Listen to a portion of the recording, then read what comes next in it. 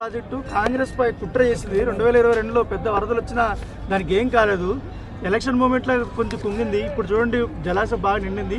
దీని వెనక కుట్ర ఉంది అంటున్నాడు ఆయన. మనం ఇలా బోనాలు అంటే చాలా ప్రతిష్ఠితమైన పండుగ. భాగ్యలక్ష్మి అమ్మవారు అంటే ఇంకా ఎంతో పవిత్రమైన మహిమగల అమ్మవారు. ఈ సమయంలో 9 సీట్లు డిపాయిడ్ 3వ స్థానానికి పోయి 7 సీట్లలో డిపాయిడ్ అయిపోయిన ఆ పార్టీ వర్కింగ్ ప్రెసిడెంట్ అడిగిన సమాధానానికి క్వశ్చన్కు నేను ఆన్సర్ చెప్పే అవసరం అంటావా? 16 సీట్లల్లో పోయింది. ఇక వాళ్ళు కూడా పార్టీ మీద ఆశ వదులుకున్నారు. అలాంటి క్వశ్చన్కి ఆన్సర్ చేస్తే ఈ పండుగ రోజు వాతావరణం ఖరాబ్ అవుతుంది. అది వాళ్ళ విజ్ఞతకే వదిలిపెడుతున్నా. 3 ఏళ్ల కింద ప్రాజెక్టు కట్టిండ్రు. 70 ఏళ్ల కింద సాగర్ కడితే ఒక్క గీత పడలేదు. బాక్రానగర్ కడితే ఒకటి గీత పడలేదు. ఇది అందరూ కూడా నిపుణుల కమిటీ నేషనల్ మన NDSA వాళ్ళు రిపోర్ట్ ఇచ్చింది. మాకు రిపోర్ట్ క్యాబినెట్ మినిస్టర్లు అందరికీ కూడా మాకు సర్క్యులేట్ చేసాం. ఇప్పుడు తాత్కాలికంగా రిపేర్ చేసినా ఈ ఫ్యూచర్లో ఈ 3 బ్యారేజీలు కూడా ఉంటాయని గ్యారంటీ లేదని చెప్పి రిపోర్ట్ కాపీ కేటీఆర్ గారికి మధ్యాహ్నం ఇంటికి పోయిన తర్వాత కాపీ పంపిస్తాం. అది దేశ విదేశాలకు ఇచ్చిన ఎక్స్పర్ట్ రిపోర్ట్. అది అన్ని తప్పులు చేసి ఇవాళ దేవుని దగ్గర మీ ప్రశ్న కూడా తప్పు.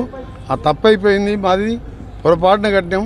కమిషన్ కోసం కట్టామా దేనికోసం కట్టామా పొరపాటు అయిందని చెప్పి తెలంగాణ ప్రజలకు తప్పైందని చెప్పి ఆ 2 లక్షల కోట్లు ఇవాళ గోదావరిలో కలిపినట్టు అయింది.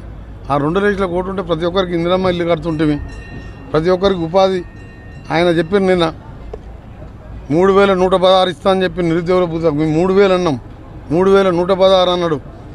57 ఏళ్ళకే పెన్షన్ 4000 అన్నాడు.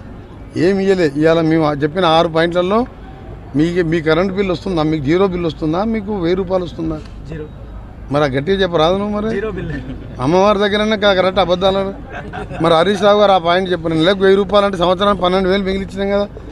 ఆ సిలిండర్ ఇప్పుడు 700 మీకు అకౌంట్లో వాపసు పడుతున్నాయి కదా. అందరికి వస్తున్నాయి కదా. 700 అంటే సంవత్సరానికి అదొక 10,000. బస్సులో ఫ్రీ. 70 కోట్ల మంది తిరిగిన బస్సులో. ఈరోజు మేము ఒకటే చెప్తున్నాం. నవంబర్లో వాళ్ళు ఉన్నప్పుడే అది కూలిపోయింది. దానికి ఫస్ట్ రోజు పోలీస్ ఆఫీసర్తో కుట్ర అని చెప్పాను. కుట్ర ఇదేదో కుట్రలాగా కనబడుతుంది. కుట్ర పెట్టి బాంబులు పెడితే ఆ డ్యామ్ పైకి లేస్తుందా కిందికి పొంగుతుందా? కిందికి పోవాలి కదా. పైకి లేవాలి కదా. కిందికి పోయింది. ఫౌండేషన్ లేదు, నాలెడ్జ్ లేదు. ముఖ్యమంత్రి ఆయనే, చీఫ్ ఇంజనీర్ ఆయనే, చీఫ్ మినిస్టర్ ఆయనే. ఆయనకు ఎవరు సలహాలు లేరు. మనకేందంటే పాపం తగులుతుంది. వాళ్ళ దేవుని దగ్గర ఎక్కువ మాట్లాడితే వాళ్ళని తిరితే